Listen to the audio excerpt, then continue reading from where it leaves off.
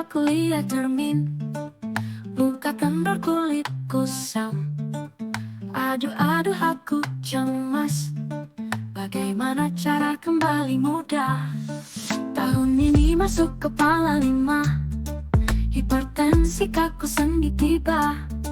Belum lagi kolesterol dan gula, libido tak lagi seperti muda. Aku ingin kembali sehat, ada anti-aging dan seluler terapi. Ke klinik utama Lenisian, di Jalan Lemah Nandet 10. Dari Senin hingga Sabtu, siap membantu kamu yang 40 kembali muda dan sehat lagi. Udah waktunya anti-aging screening, jangan salah amal medical screening. Karena medical screening untuk monitoring penyakit kamu yang makin sering. Ayo kerja yang semangat, biar tua kamu ada berkat. Ambil seluler terapi dan anti-aging, kembali muda sehat pas kocak.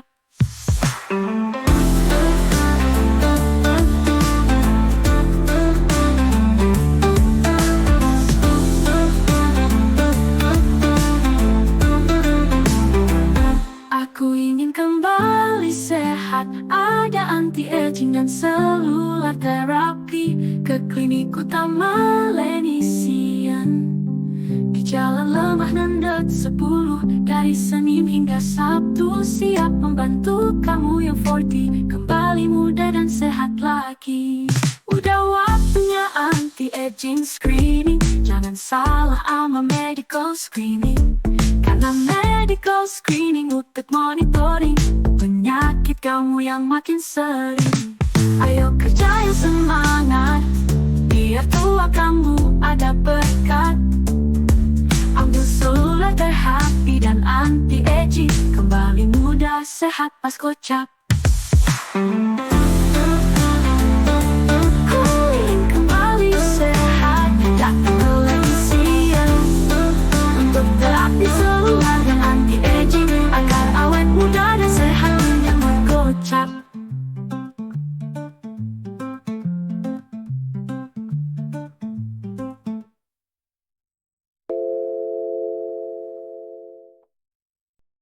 Halo, selamat pagi sahabat Daily Nation. Ketemu lagi dengan Dokter Tuti dan Sinta. saking semangatnya kita tadi Iya, ya Bu tadi Sinta ya. ya. Saking semangatnya sahabat Daily Nation. Semangat selalu bersama sahabat Daily Nation tercinta di Tanya Dokter. Hari ini kita akan membahas waspadai penyakit hepatitis dan cegah sejak dini. Banyak orang yang belum menyadari bahwa hepatitis bisa menyerang tanpa gejala awal yang jelas, tapi dapat menyebabkan kerusakan hati yang serius jika tidak ditangani. Untuk itu kita bersama Bu Sinta. Iya, dokter. Selamat pagi. Selamat pagi, Assalamualaikum Ibu Waalaikumsalam. cantik. Alhamdulillah. Baik, Bu Sinta Head Iya. of Laboratorium di Klinik Utama Lenisian yang akan memberikan edukasi, tips pencegahan, juga pentingnya deteksi dini melalui pemeriksaan laboratorium. Iya, dok. Jadi hari ini kita akan banyak membahas mengenai sebetulnya selain daripada sedikit kita akan memberikan informasi mengenai gejala-gejala Iya. ya Bu Sinta, karena kadang-kala ada yang bergejala, ada yang bekerja, tidak ada yang gitu tidak, ya iya. Bu Sinta. Ada yang akut, ada yang kronis Ya. ya Bu Sinta ya, Betul. seperti itu ya. Iya, betul. Kalau yang akut itu kadangkala kita namanya juga akut ya, Iya, bisa langsung menyerang kapan saja Kapan gitu saja. ya perjalanannya gitu ya. kapan Hepat- saja, di mana saja, siapa saja. Iya, dok. Dari bayi sampai orang Oke, tua bisa. oke. terserah. Asal nggak ditambahin ya, Iya. asal nggak ditambahin gitu dengan katanya kan, Pneumonia. itu dia. Berarti kita di usia yang Oh, sama, iklannya Tambahannya itu loh. gini, Hmm. periksanya di Lenisian. Oke, baik Sahabat Nation. Sahabat Nation mengenai penyakit hepatitis ini memang kenapa ini saya ditoel sebetulnya Sahabat Nation sama Bu Sinta. Dok, kali ini kita akan membahas mengenai topiknya hepatitis. Iya. Kita tanya dulu, kira-kira alasan yang jelas itu kenapa Bu Sinta tiba-tiba ngajak untuk hari ini kita live IG-nya tentang kasus hepatitis. Oke. Jadi gini, dok, hepatitis itu memang banyak orang yang tadi dokter katakan tidak menyadari Mhm. ya bahwa dirinya terserang penyakit hepatitis Mhm. tadi. Mhm. Dan sebenarnya kalau kita tidak tahu dan Mhm. tidak Mhm. bisa mengobati secara Mhm. dini, itu Mhm. bisa menyebabkan penyakit yang lebih berbahaya dong. Oke, Bisa oke, menjadikan misalnya sirosis oke, atau betul. kanker hati Oke, yang lebih bahayanya itu. oke. Kemudian Mhm. menular, Oke, ya oke. itu. Jadi yang ditakutkan itu bahwa sebetulnya kalau efek samping jangka panjangnya bisa Jangka seperti tadi ya Bu panjangnya ya. Tapi nih yang kita ambil nih dari Bu Sinta adalah yang tadi. Karena hepatitis ini ada sebagian yang memang diakibatkan karena virus ya, Bu virus. Sinta gitu. Itu memang pencegahannya harus dari yang tadi. Karena dia akan menularkan gitu ya. Iya, Dropletnya itu virus yang virus. akan bisa juga dari makanan nanti ya, yang Ya, hepatitis A itu ya iya, Bu Sinta betul. ya, dari makanan atau gitu dari pada saat ada limbah ya, Ya, entah limbah berupa apa deh ya, ya, banyak sekali ya limbah-limbah yang itu nanti kalau kita tidak higienis ya, gitu semuanya menyuci di tempat yang terbuka di tempat-tempat yang umum kayak Iya. gitu ya, cuci-cuci itu kalau semuanya Cuci maaf kalau pakaian, di cuci, daerah kan ya kalau di daerah cuci tangan kadang ya, kemudian cuci pakaian, cuci alat makan Bu Sinta, makan, iya. betul. Itu mungkin kurang higienis. Dan disitulah masuk di mana penularannya tuh lewat seperti itu. Tapi ada juga yang penularannya itu lewat daripada semamanya maaf kita nih tenaga medis loh Iya, Bu Sinta. betul. Sangat erat sekali loh hubungannya ya dengan penularan dari kita kelalaian kerja kita. Itu biasanya pada hepatitis B ya. Hepatitis B dan C. C ya. Jadi yang tadi kalau semuanya dari makanan tuh sahabat Nation itu bisa karena hepatitis A dan juga hepatitis E ya. Iya. Jadi kalau sebetulnya hepatitis tuh udah ada berapa macam sih Bu Sinta sekarang?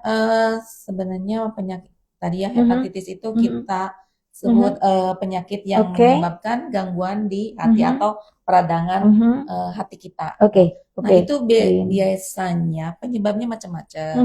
Ada karena memang infeksi dari virus Oke. yang tadi disebutkan hepatitis A, B, kemudian C, kemudian D, kemudian E. Kemungkinan ada yang lain tapi ini belum banyak penelitiannya gitu. Nah, kemudian ada juga karena diakibatkan oleh konsumsi obat-obatan yang memang dampaknya ke liver ya, fungsi daripada liver kayak ya. misalnya untuk yang penyakit TB Iya, gitu ya. karena pengobatan jangka TB jangka panjang. panjang. Iya. Kemudian juga misalnya kita terlalu sering mengonsumsi kayak Panadol. Penghilang nyeri ya. Penghilang nyeri, antiinflamasi kayak ibuprofen. Itu kalau kita terlalu sering mengkonsumsinya itu akan mengganggu penyakit hepatitis, menyebabkan hepatitis yang non infeksi. Karena obat-obatan, Karena obat-obatan. konsumsi obat-obatan yang teman-teman ini tidak bijaksana. Pokoknya pegel-pegel minum sedikit langsung. Minum, Dan maafnya Bu Sinta jamu ya mungkin ya. Jamu bisa.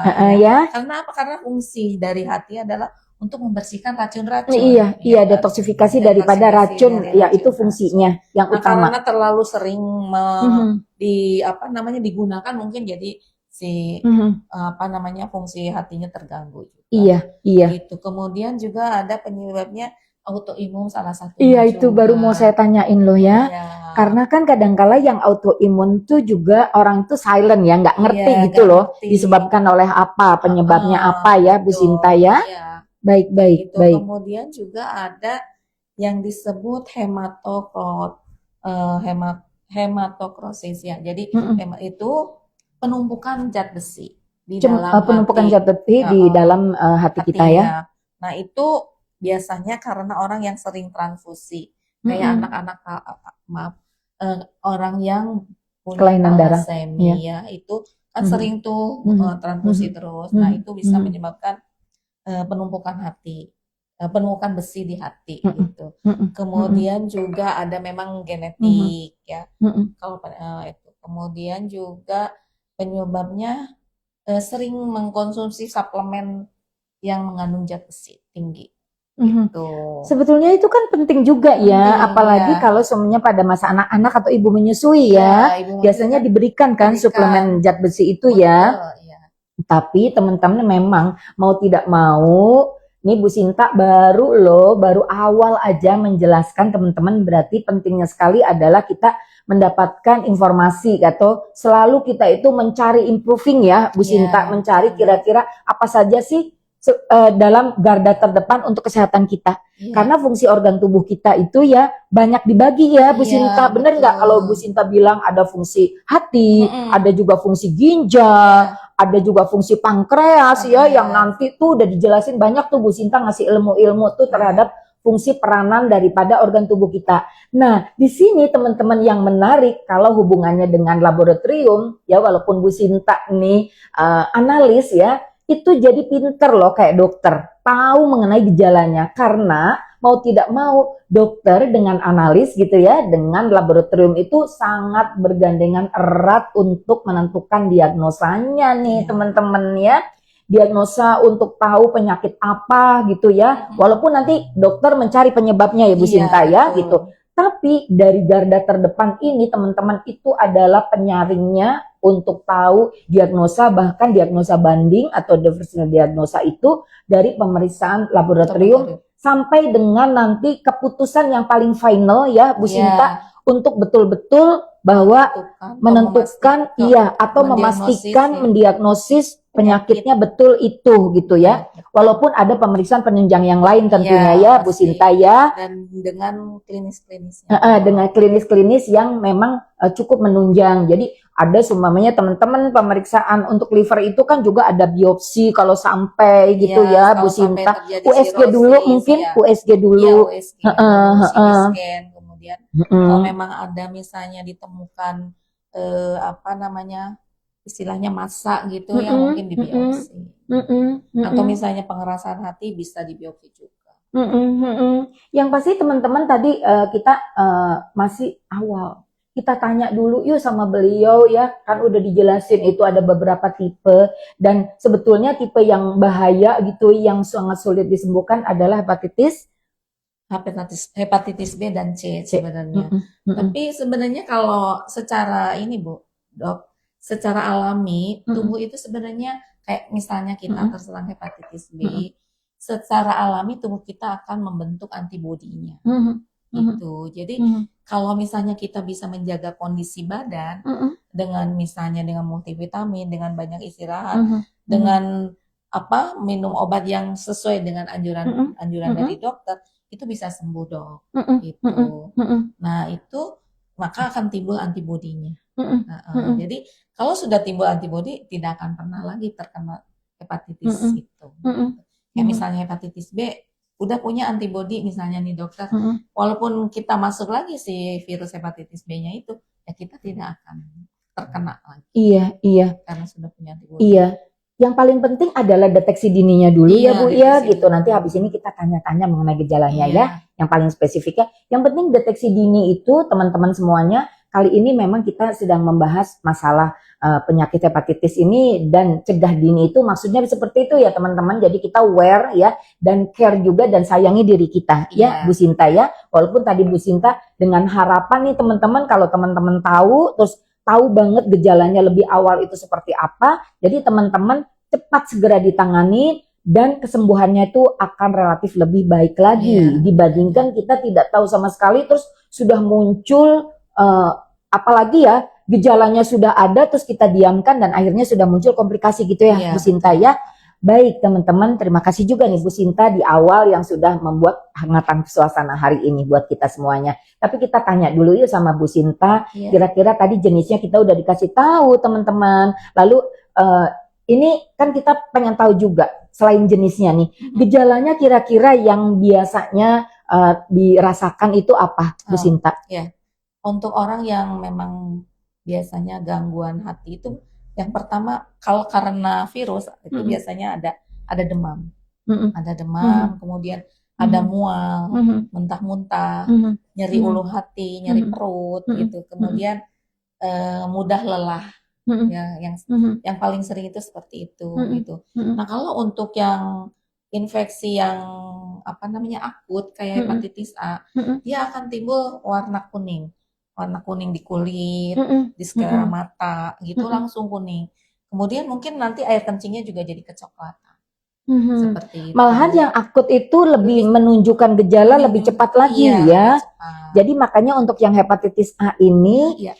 bisa langsung terdeteksi ya Bu Sinta ya. Biasanya gejalanya cepat terlihat gitu. Beda dengan hepatitis B dan hepatitis C.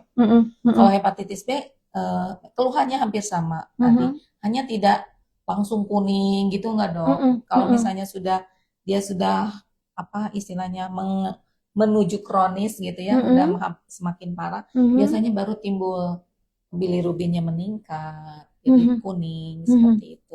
Kemudian enzim SGOT SGPT-nya juga meningkat. Iya. Nah, beda lagi sama hepatitis C, Dok.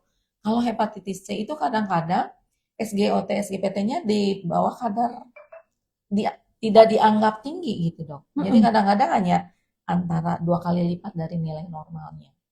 Jadi kadang-kadang orang cenderung tidak aware terhadap hepatitis C ini.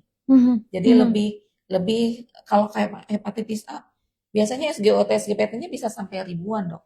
Kalau gitu ya kalau hepatitis A ya, yang si akut itu ya. Akut itu bisa misalnya bisa ratusan, bisa ribuan. Nah, kalau hepatitis B, hepatitis C, kalau sudah parah baru nilai laboratoriumnya itu membahana gitu ya, Bu Sinta ya. Masih ini normal-normal aja. Iya, karena tadi ya daya tahan tubuh kita itu gitu ya, mencoba untuk bagaimana mengcover gitu ya virus-virus yang masuk ke dalam tubuh daripada pasiennya sendiri atau orang itu sendiri yang sedang terkena virusnya ya, Bu Sinta ya, gitu. Mungkin baru terlihatnya setelah diperiksa untuk antigennya langsung atau antibodinya. Kayak misalnya hepatitis B bisa didiagnosis positif dia terkena virus hepatitis B kalau HBsAg-nya yang diperiksa itu positif. Oke. Tapi kalau yang hepatitis C itu bukan antigennya tapi justru antibodi anti HCV-nya. Ya, gitu. Nah, untuk melihat dia lebih jauh misalnya apakah dia memang kronis atau enggaknya, pemeriksaannya lebih jauh lagi HCV-RNA. Nah, itu. Jadi baru bisa dilihat genotipnya apa gitu. Nah, kalau kita ketahui genotipnya baru bisa pengobatan dengan itu interferon. Interferon ya. Oke, karena pengobatan hepatitis juga sangat spesifik ya, Bu Sinta. Iya. Betul. Jadi harus tahu dulu genotipnya apa. Iya. Dan itu pemeriksaannya biayanya sangat-sangat mahal. Jadi makanya lebih baik mencegah daripada kita harus mengobati dulu. Oke. Kalau kita takut tadi ya gitu, sebetulnya yang kita takutkan bukan sama biaya sih Bu Sinta, karena betul ya dari komplikasi dari penyakit hepatitis, apalagi yang kita dapatkan itu adalah hepatitis tipe tadi teman-teman tipe B atau tipe C gitu ya. Iya, walaupun tadi ada kata Bu Sinta teman-teman bahwa itu adalah ada harapan kita untuk sembuh gitu ya, bila ditangani lebih cepat, lebih dini gitu ya. Cepat dan tepat. Cepat dan tepat itu kata yang sangat bijaksana ya, Bu Sinta ya. Jadi kalau misalnya orang sakit kuning, orang selalu nganggap sakit kuning kalau di daerah dok, kalau seingat saya biasanya kalau misalnya pengobatan udah kasih belut aja. Oh iya betul ya, protein malahan ya, diberikan protein tinggi ya. Tapi tidak tahu penyebabnya sebenarnya itu virusnya bahaya atau enggak gitu. Iya. Jadi walaupun misalnya dikasih makanannya memang bergizi, kayak protein tinggi, kalau virusnya nggak diobatin atau dibunuh, istilah kasarnya, ya tetap aja masih gitu. Iya. Nah, yang penting teman-teman untuk tahu mengenai penyakit hepatitis itu betul tadi, walaupun kata Bu Sinta tadi ada yang bergejala dan kadang-kala ada yang enggak. Nah, perlu banget sih sebetulnya kita sering sekali ngomong ya Bu Sinta bahwa kita tuh general check up itu penting ya Bu Sinta ya gitu. Jadi jangan cuma 1 tahun sekali, mungkin sih kita sebelum 1 tahun 6 bulan sekali itu harus gitu. Apalagi dengan kita dalam situasi ya Bu Sinta gitu, selain bertambahnya usia seseorang gitu ya, pasti akan menurunnya fungsi dari daya tahan tubuh. Tapi tentunya sekarang itu udah banyak sekali dari pola makan kita, dari pola hidup kita gitu ya. Yang kita dirasa itu tidak memperkuat sistem imun kita ya Bu Sinta ya. Dari pola makan tuh teman-teman kan penting banget gitu ya. Kita kadang-kala udah dimudahkan, semua sekarang sudah mudah ya Bu Sinta ya. Tapi hal mana yang sangat penting adalah tadi yang pastinya kemauan yang kuat untuk kita sehat dulu ya Bu Sinta ya. Iya. Yang kedua, kalau sudah ada gejala apapun tuh teman-teman segera aware, care sama diri kita ya. Sayangi dulu diri kita. Bahkan sih kita lebih baik tadi ya selalu dikatakan bahwa pencegahan itu lebih baik daripada kita mengobati. Baik, kita kembali ya Bu Iya, Sinta. Kita akan bertanya lagi nih Bu Sinta. Kadangkala hampir sebagian orang banyaknya sih sebetulnya saya melihat gitu bahwa kasus-kasus hepatitis ini kasus yang bukan sekedar kita kayak harus berteman ya. Iya. Kasus ini juga silent killer gitu Iya. ya Bu Sinta ya, bisa mematikan ya. Iya. Kalau kita tidak mengetahuinya lebih cepat. Betul. Pengobatannya lebih cepat lagi gitu. Dan tentunya supaya kita tahu itu tadi Bu Sinta, itu harus dari pemeriksaan laboratorium yang Bu Sinta sudah katakan itulah yang bisa dapat mendeteksi untuk kasus hepatitis ya Bu Sinta. Paling banter nih Bu Sinta, teman-teman pasti udah tahu semuanya. Pokoknya kalau pemeriksaan yang rutin dilakukan, terus kita tuh tahu fungsi liver, itu pasti SGOT, SGBT, karena itu tuh udah umum gitu ya. Udah umum, sering sekali kasus yang kadangkala terjadi karena tipoid gitu ya, atau ada demam atau ada apa gitu ya Bu Sinta ya, bener nggak sih itu? Akhirnya kita tahu di sini kok meningkatnya terlalu tinggi ya, gitu ya fungsi daripada SGOT, SGPT-nya. Boleh nggak sih Bu Sinta, walaupun tadi Bu Sinta udah gitu ya men-spill mengenai pemeriksaan semua pemeriksaan laboratorium, boleh nggak sih nih hal yang paling penting dulu yang deteksi dininya tuh sebetulnya apakah betul dari SGOT, SGPT aja udah cukup? Atau harus ada yang lain, pemeriksaan yang lainnya untuk fungsi liver? Ya gini, jadi kalau sebenarnya untuk fungsi liver tadi ya Dok, memang bisa ditunjukkan dengan peningkatan enzim SGOT, SGPT. Namun nggak cukup sekedar SGOT, SGPT aja, karena apa? Karena SGOT, SGPT pun sebenarnya nggak spesifik untuk liver aja, bisa untuk jantung. Oh juga, gitu ya Bu Sinta. Jadi misalnya peningkatan SGOT itu karena ada gangguan di otot jantung kayak gitu. Jadi memang harus ada pemeriksaan lain yang menunjang. Kayak misalnya SGOT. Cuman untuk dengan mengetahui SGOT, SGPT kita lihat berapa kali peningkatannya. Gitu. Karena dengan rasio antara SGOT dan SGPT bisa menunjukkan itu memang itu hepatitis atau penyakit hati. Gitu. Kemudian untuk pemeriksaan yang lain misalnya ada bilirubin. Nah itu untuk melihat kadar bilirubin atau gangguan di saluran empedunya. Jadi penyakit hepatitis juga nggak hanya disebabkan oleh hepatitis, bisa juga ada gangguan di saluran empedunya. Jadi kadang-kadang sama kuning warnanya, kulit kita kuning, mata gitu ya. Tapi ternyata hepatitis yang kita takutkan hepatitis A. Karena akut seringnya hepatitis A. Tapi ternyata bukan. Hepatitis A-nya negatif. Hepatitis B-nya semua negatif. Yang dari virus-virus semua negatif. Ternyata bisa dilihat dari gamma GT dan alkali fosfat. Itu menunjukkan apa tuh Bu Sinta? Ada gamma GT dan alkali fosfat ya. Ada obstruksi atau penyumbatan di saluran empedunya. Nah, di saluran empedu berarti otomatis kalau ada penyumbatan biasanya dilakukan USG untuk melihat apa ada massa yang menyumbat atau batu. Itu. Jadi ada banyak pemeriksaan yang memang harus biasanya dokter yang lebih paham ya. Jadi misalnya, oh ternyata SGOT, SGPT-nya segini, tapi kenapa ini masih ada gangguan nyeri ulu hatinya dan sebagainya. Misalnya gitu ya. Ternyata bilirubinnya tinggi, misalnya. Bilirubin tinggi ternyata nanti ditambahkan pemeriksaan HbSAg-nya untuk melihat dia kena virus atau enggak. Gitu. Kalau misalnya enggak, misalnya bilirubinnya terlalu tinggi, mungkin hepatitis A ya, gitu. Atau B atau C gitu. Nah, dari semua itu negatif baru dokter bisa memberikan diagnosis yang paling tepat. Jadi enggak sekedar SGOT.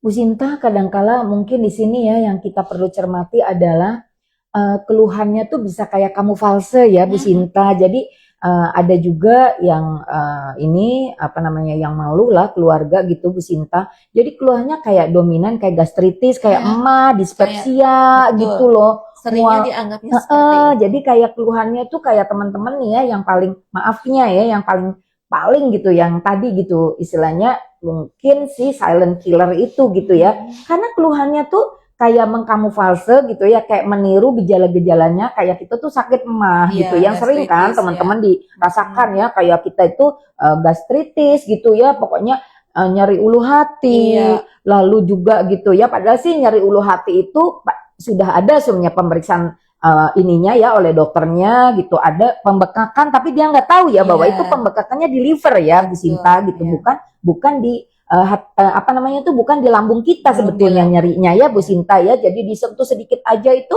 daerah livernya itu terasa nyeri gitu ya, jadi itulah yang dia itu memberikan rasa yang berbeda ya. Iya. Terus kadangkala kalau semamanya kita panas gitu, berasa kayak ada reflux gitu Iya, Bu Sinta iya, naik ke ya, atas. naik ke atas kayaknya gitu, oh ini asam lambung naik ke atas naik. gitu ya, nah seperti itu gitu. Terus akhirnya mulailah gejala lain muncul ya Bu Iya. Sinta, malas, istilahnya mudah lelah Iya, dan lain-lain. Baru yang terakhir-terakhir selama heparnya masih bisa berkompensasi ya Iya. terhadap fungsinya, itu gejalanya hanya gitu. Tapi kalau sudah udah over, itu baru muncul ya Bu Iya. Sinta ya, kuning, baik Kuning. sampai kuku-kuku Betul. ya Bu Iya. Sinta ya Iya. gitu. Sampai urin pun bisa jadi coklat. Iya, betul, warnanya sampai kecoklatan tuh teman-teman semuanya, dan itu sudah menandakan artinya ada kerusakan di fungsi livernya atau liver itu sendiri, dan perlu pemeriksaan penunjang-penunjang yang lain. Mengenai ini Dok, yang gejala-gejalanya mirip dengan gastritis, saya ada pengalaman oleh almarhum ibu saya Dok. Jadi dia beliau sering nyeri ulu hati, lambung gitu ya. Dokter selalu menyebutkan itu kan gejala mah. Jadi dikasihnya obat mah terus. Nah, suatu kali karena saya ingin lebih tahu, lebih jelas ya, udah saya bawa ke Prof. Suyono Hadi dulu almarhum. Kemudian USG, ternyata ada masalah di kantung empedunya. Gitu. Kemudian akhirnya dioperasi, ternyata CA, karsinoma empedu.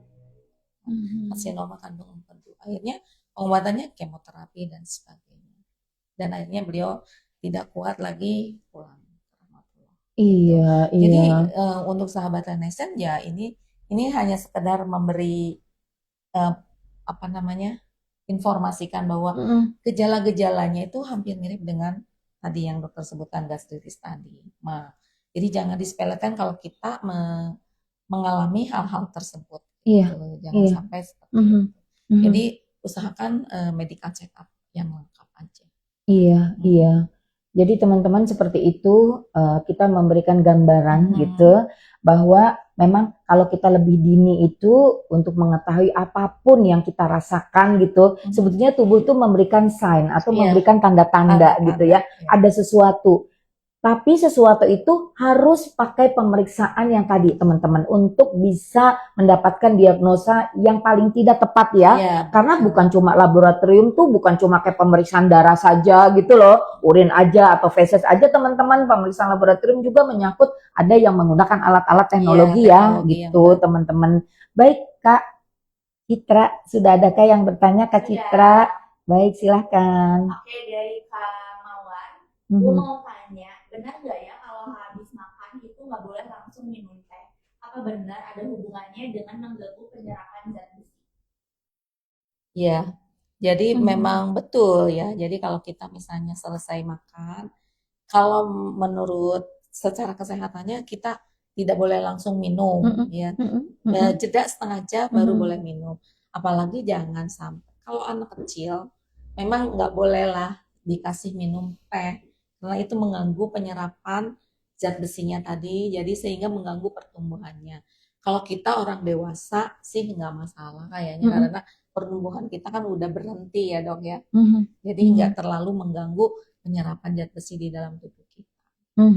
Jadi yang dicegah penyerapan zat besi itu untuk anak-anak, untuk balita yang sedang tumbuh kembang gitu. Jadi jangan sampai mengganggu pertumbuhan baik otaknya maupun pertumbuhan badannya. Gitu aja. Iya, iya. Iya. Karena pada saat tumbuh kembang anak, zat besi kan sangat Sangat dibutuhkan. dibutuhkan. Juga pada ibu hamil Iya, ya. pada ibu Nah, hamil. itu dia akan membantu untuk sebetulnya ke Ke hemoglobin ya, hemoglobin, iya. Bu Jadi kurang Sinta. sel darah merah. Iya. Jadi mengganggu pembentukan sel darah merah. Kemudian juga hipokrom. Hipokrom itu jadi ya zat besinya memang kurang gitu. Jadi apa namanya ada anemi. Jadinya akhirnya jadi anemi. Nanti kalau ibu hamil jadi gangguan ke pertumbuhan bayinya. Kalau anak kecil juga kalau anemi pertumbuhannya juga terganggu karena dia pasti akan cepat lelah, ngantuk. Kalau kurang hemoglobin berarti oksigen yang mengalir dalam darahnya juga akan berkurang. Pasti otomatis jadi menyebabkan kita lemah, kemudian cepat ngantuk. Jadi mengganggu lah pelajarannya juga. Iya, terima kasih Kak Mawar pertanyaannya. Tapi Bu Sinta mengingat bahwa yang tadi ya gitu kadangkala memang kenapa sih gitu kita kayak Kak Mawar yang tadi tanya itu mengenai ya itu pada saat kita mengkonsumsikan sesuatu ya, setiap hal yang kita konsumsikan teman-teman atau yang kita makan, yang kita minum itu selalu akan ada risiko sebetulnya ya. Makanya kita harus sangat memilih apakah makanan yang kita makan atau minuman yang kita minum itu mengenai zat pewarna ataupun mengenai zat pengawet ataupun yang tadi Kak Citra kan nanyainnya mengenai teh ya. Nah, teh itu memang ada zat tanin namanya gitu yang memang sudah terkandung tuh sama teh tuh dan suka menimbulkan kalau seumpamanya mungkin pengolahannya tidak benar ya Bu Sinta. Kenapa sih sampai berwarna ada teh hijau ya, yang warnanya betul-betul sangat bening gitu ya. Ada teh yang memang lewat dengan mungkin gitu pembuatannya tuh ya berbeda-beda ya, atau kualitasnya juga berbeda-beda ya Bu Sinta. Warnanya ada yang hitam sampai terus aja kita panasin lagi dan itulah yang terjadi tadi ya Bu Sinta, nggak baik untuk kesehatan. Mungkin itu sih ya, gitu. Apalagi kalau maafnya minumnya senang yang sudah ada ditambah ya, ditambah sudah pakai pemanis ya, maksudnya semua nih kan atau pasti pemanis buatan ya, ya atau di dalamnya itu semuanya ada zat pengawet pastilah Bu Sinta ya gitu. Nggak mungkin 3 zat-zat yang bahaya itu diantaranya adalah itu tidak baik untuk kesehatan kita khususnya kata Bu Sinta tadi karena fungsi liver gitu ya ataupun fungsi ginjal itu gitu ya teman-teman ya, yang satu untuk detoksifikasi, yang satu untuk membantu proses untuk kita itu metabolisme tubuh kita ya, semuanya dibuang tuh gitu lewat urin gitu ya. Akhirnya 2 organ itu yang nanti akan bermasalah ya. Makanya nih kalau ngobrol sama Bu Sinta benar-benar kita tuh jadi lekoh. Jadi kita tuh sangat paham, dapat ilmu yang banyak juga nih tentang kasus-kasus yang seringkali bermasalah dengan fungsi organ tubuh kita. Karena mau tidak mau hubungannya itu dengan hasil-hasil laboratorium. Yang kadang-kala maafin ya Bu Sinta, kadang-kala kita tuh mau periksa aja tuh takut ya. Kalau laboratorium tuh gitu. Banyak. Ya, banyaknya gitu. Padahal jangan sampai kita dengan rasa takut kita itu akhirnya betul-betul kita dapat hal yang gak enaknya. Kita jadinya malahan tambah lagi dengan biaya pengobatannya. Ya, Bu Sinta ya.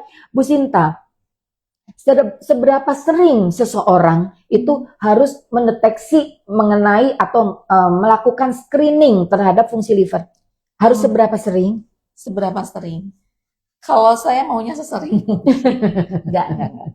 Jadi tetap masih ada boleh 6 bulan sekali atau setahun sekali kalau memang tidak ada keluhan ya.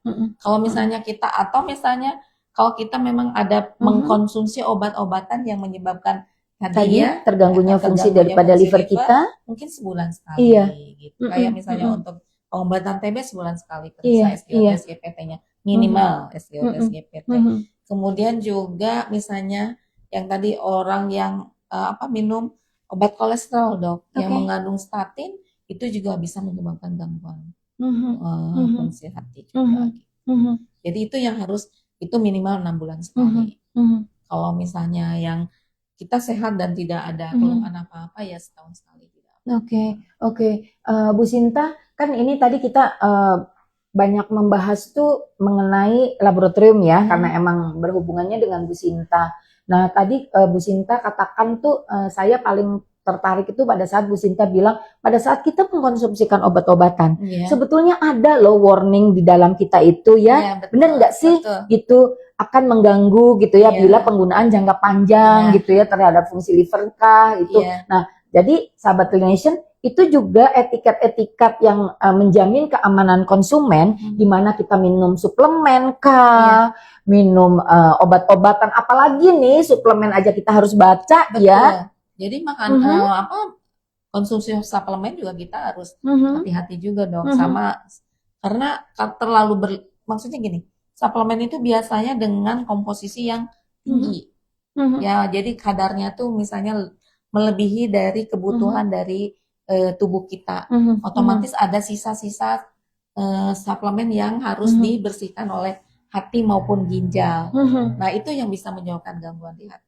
Iya, Karena si iya. hati bekerja keras termasuk ginjal untuk membersihkan tadi kelebihan-kelebihan. Iya. Nih teman-teman kalau ngomongin fungsi liver sama fungsi ginjal nih, kita minum hal yang paling ringan saja ya, kan ada vitamin tuh yang larut dalam lemak Iya. gitu ya, yang memang mudah diekskresikan. Istilahnya teman-teman kalau mau minum makanya ada aturannya. Kalau yang kita setiap kali kita minum atau kita diekskresikan, dikeluarkan lagi ya lewat urin kayak gitu teman-teman, seperti contohnya vitamin C ya Bu Sinta, kapan sih tepatnya waktu makan, berapa sih dosis maksimal, semua ada dosis-dosisnya ya, berapa gram, bahkan kadangkala berbanding dengan beratnya tubuh kita ya, untuk kita mengatur yang tepat ya. Betul. Bahkan sampai semua nih jenis vitamin E aja berapa kira-kira international unit yang dosis toleransi oleh tubuh kita gitu ya Bu Sinta. Betul. Karena itu akan menyangkut keamanan kepada fungsi dari organ tubuh kita. Betul. Aduh asik banget.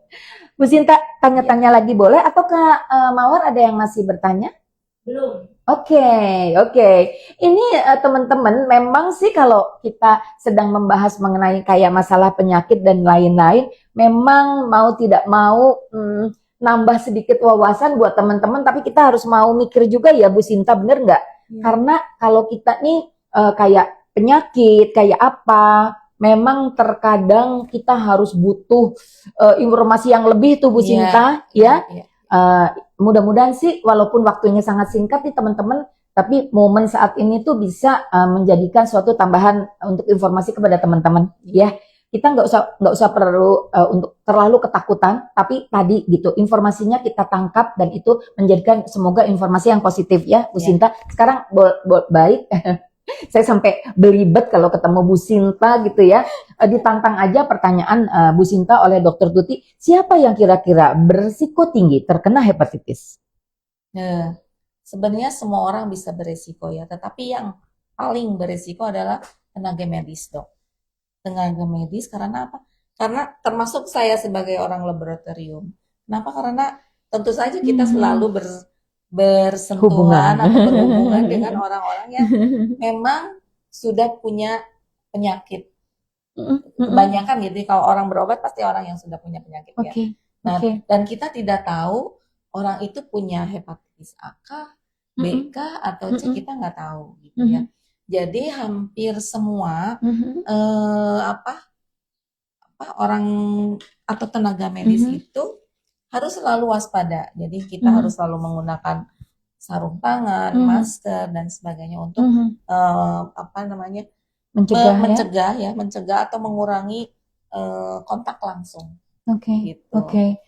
Kemudian untuk petugas untuk kayak perawat, tugas pengambilan darah gitu ya, berhubungan dengan jarum suntik gitu ya, kayak di PMI donor darah itu kan selalu berkaitan dengan darah. Nah itu sangat-sangat riskan untuk terkena penyakit dari pasien yang ditanganinya gitu.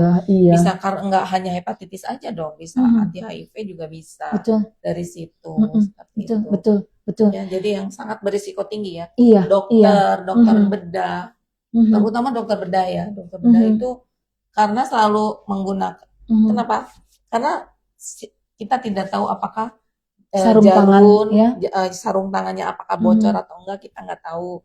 Kemudian apakah jarum atau benda tajam lain yang digunakan meluk tiba-tiba atau kita tidak sadar melukai tangan kita. Mm-mm. Sementara misalnya itu kita sedang mengoperasi orang atau sedang mengambil darah atau sedang menusukkan jarum kepada orang yang memang punya penyakit Mhm. hepatitis Iya. yang disebabkan oleh virus Iya, gitu. iya. Seperti Mhm. itu dok. Jadi itu tadi tenaga medis yang paling riskan. Iya. Atau Bu Sinta, Iya. zaman sekarang loh ya, yang kita sering menggunakan jarum dalam pergaulannya, ya teman-teman hati-hati ya, yang Betul. ya betul tidak Betul. gitu. Mungkin ini yang kaula muda ya, Bu ya. Sinta gitu. Kaula muda yang sering menggunakan Mhm. apa namanya barang-barang terlarang istilahnya Iya, ya, iya. narkoba atau nafsa yang disuntikan atau Mhm. yang apa namanya mereka kadang-kadang Bertukar. sering bertukar. Iya, iya. Atau orang sering juga mereka bertukar pasangan Mhm, juga. mhm. Nah itu sangat-sangat riskan. Iya. Ya. Atau Betul. juga Bu Sinta yang senang untuk Tato. mau ngomong itu Oh, sebetulnya. itu ya, Kak, ya? Mm-mm. Iya, Mm-mm. orang yang tatoan gitu ya harus waspada Mm-mm. juga. Kemudian mungkin akupuntur ya, Mm-mm. walaupun misalnya Ya, walaupun kita tahu itu kita disposable tahu gitu, tapi kan yang tatoan juga sebenarnya alatnya pasti disposable. Ambil darah juga sama. Semua tapi disposable. tindakan-tindakan itu Transfusi darah iya. juga sama disposable pasti. Mhm, mhm. Tapi semua tindakan-tindakan itu sangat berisiko Iya. menular. Yang pastinya sih semua yang akan kayak seperti apa ya Bu Sinta dimasukkan suaminya jarum cukur apa jarum cukur. Pisau cukur pisau juga sama. cukur ya. Nah, itu yang lebih bahaya sih sebenarnya Bertukeran itu ya Bu Sinta kan kadang-kala saver itu suka ada di kamar mandi ya Iya, gitu. Kita betul, main nih ke rumahnya orang kita tidak tahu gitu ya. Iya. Karena ada yang hepatitis tipe D tuh carrier ya. Iya, bisa carrier. Iya, carrier ya. Sebenarnya hepatitis B juga bisa carrier. Carrier Dok. juga. Iya, bisa. Oke. Nah, itu biasanya gini kalau hepatitis B itu, Dok. Pemeriksaannya ada pemeriksaan namanya HbA1g dan anti HbA. Nah, dia bisa misalnya ada pengidap sehat istilahnya. Jadi dia tidak menambahkan gejala-gejala apapun. Pengidap sehat namanya. Pengidap sehat. Jadi SGOT, SGPT normal. Tapi dia pengidap sehat. Kenapa? Karena mungkin dia penularannya waktu ibu sedang hamil. Jadi dia lahir, dia terkena hepatitis B, kemudian dia jadi carrier. Nah, itu HbA1g-nya akan positif biasanya. HbA1g-nya positif. Nah, ini yang sangat berbahaya, yang paling sangat menularkan kalau HbA1g-nya sudah positif. Kalau misalnya HbA1g-nya positif, HbA1g-nya negatif, ini tidak terlalu bisa menginfeksi atau menularkan ke yang lain. Tapi kalau HbA1g-nya sudah positif, itu sangat-sangat bisa menularkan. Nah, justru yang bahaya tuh yang ini. Kenapa? Karena dia seringnya banyaknya pengidap sehat. Kayak misalnya saya sehat nggak apa-apa. Tapi pada saat saya diperiksa HbA1g saya positif gitu. Dokter bisa kena tulan oleh saya gitu. Kalau ada media ya, ada media yang membawa sertanya. Betul, misalnya kita minum bersama, makan bersama, karena kita saking deketnya, kita makan satu piring berdua misalnya gitu. Atau misalnya keluarganya, saudaranya. Bisa kalau yang carrier itu bisa sekeluarga semua terkena. Tapi bagusnya lagi kadang-kadang mereka suka timbul antibodi sendiri. Tapi tetap aja satu orang ini dia pembawa istilahnya pembawa, tetap aja positif, antibodinya tidak terbentuk. Gitu. Kayak gitu. Jadi ya itu tadi. Yang pastinya sih teman-teman semua hal yang menyangkut tadi ya informasi mengenai gejalanya, pemeriksaannya gitu ya, lalu pencegahannya, terus siapa sih yang berisiko gitu, itu kita perlu lebih meningkatkan mengenai kewaspadaan kita ya gitu. Kita iya kadang-kala saking soulmate-nya tadi gitu ya, Bu Sinta sama saya bisa aja gitu ya tertular tanpa kita tuh tahu. Dan teman-teman yang pastinya sih kita nih hari ini dia Bu Sinta, boleh dong kita kasih tahu yang happy. Betul. Di sini kita akan memberikan pertanyaan yang bisa menjawab pertanyaannya akan mendapatkan free pemeriksaan kolesterol dan trigliserida. nanti lain kali harusnya SGWT ya. Oke, iya ya. Boleh, Iya. boleh. Kemudian ada voucher diskon untuk salon sebesar 50.000. Ada dua ya, ada dua voucher salon sebesar 50.000. Oke, dan Kemudian dan ini produk. ada produk, jadi nanti ada yang bisa facial wash facial kita. Yang ini. ini Bu Sinta yang di bawah. Oh, yang di bawah ya. Iya. Ini ya, yang ini ya. Oke. Salah. Betul ya. Iya ini. Iya. Nah, betul ya. Untuk Nanti dua. ada 2 orang yang mendapatkan facial wash untuk semua tipe. Oke. Baik, Kak, boleh nggak kira-kira eng nih kita bertanya dong. Oke, silahkan Bu Sinta. Oke. Nah, kita sambil menunggu nih Bu Sinta, sambil menunggu. Karena penyakit hepatitis nih juga oleh pemerintah tuh disupport ya untuk deteksi dininya. Bener nggak sih? Dari bayi baru lahir juga kita itu sudah vaksin ya hepatitis, betul kan? Betul. Walaupun anak kita udah gede-gede gitu ya, kita harus mengingat bahwa ingat yang mama-mama ini ya, mama-mama muda nih jangan lupa ya, jangan lupakan vaksin hepatitis. Nah, Bu Sinta, seberapakah sih sebetulnya vaksin dari hepatitis ini bisa mencegah terhadap penyakit tersebut? Ya, baik dok. Jadi ada beberapa hepatitis yang memang ada vaksinasinya. Nah, namun sebelum divaksin biasanya disarankan dulu kalau untuk bayi lahir itu biasanya langsung divaksin hepatitis B, itu sangat penting sekali. Karena barangkali tadi ibunya bisa mempunyai atau dia sedang mengidap penyakit hepatitis B. Pada saat lahir biasanya langsung divaksinasi. Untuk sekarang ya. Kalau zaman dulu itu biasanya ibunya diperiksa dulu yang tadi HbA1c atau anti HbA tadi. Kalau misalnya HbA1c-nya dia negatif, dia tidak harus langsung gitu ya. Jadi nanti bayinya diperiksa dulu karena mungkin saja pada saat di dalam kandungan bayi itu sudah dia sudah punya antibodi. Gitu. Karena IgG itu bisa melewati plasenta. Gitu ya. Jadi si bayi bisa punya antibodinya langsung gitu. Kalau ibunya yang mengidapnya. Tapi yang tadi ya yang untuk mencegah karena penularan dari jarum suntik dan sebagainya. Jadi si bayi biasanya langsung di hepatitis B. Gitu. Tapi itu yang benar-benar punya potensi tinggi. Gitu.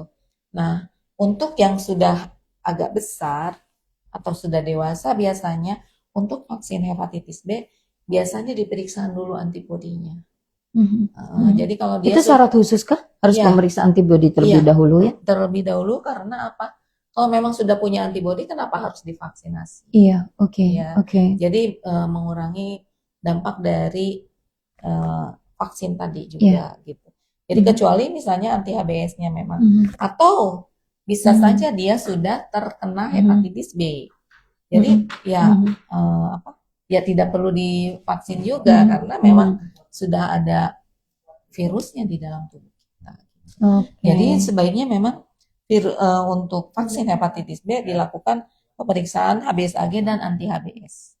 HBsAg dan anti HBs. Itu udah kayaknya juga sama ya. Rating yang orang sudah pada kenal HBsAg, anti HBs itu ya, udah pada kenal nih.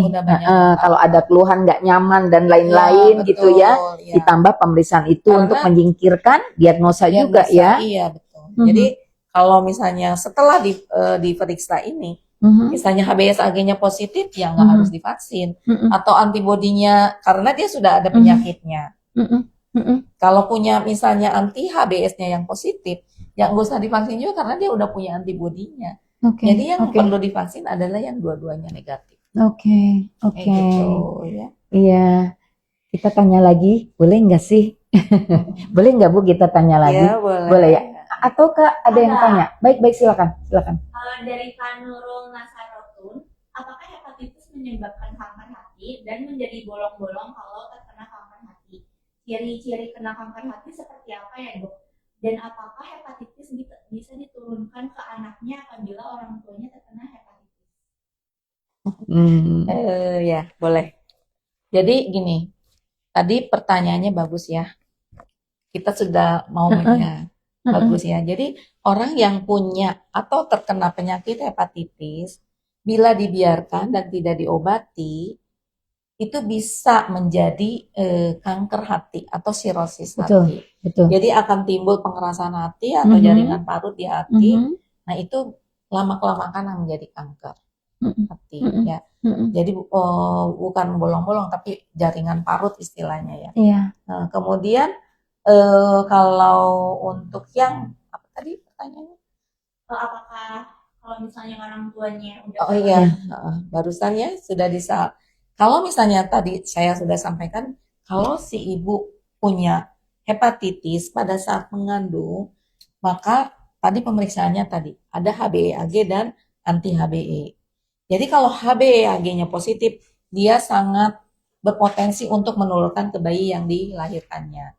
Kecuali kalau negatif, ya.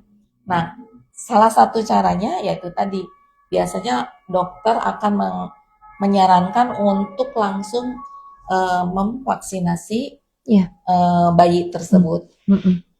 Itu walaupun misalnya si bayi pun sudah positif di dalam kandungan sudah terkena gitu. Jadi memang bisa aja terkena di dalam kandungan gitu. Jadi biasanya dokter itu tetap memvaksinasi bayi tersebut untuk mencegah supaya tidak sampai terjadi hepatitis B gitu. Kayak gitu.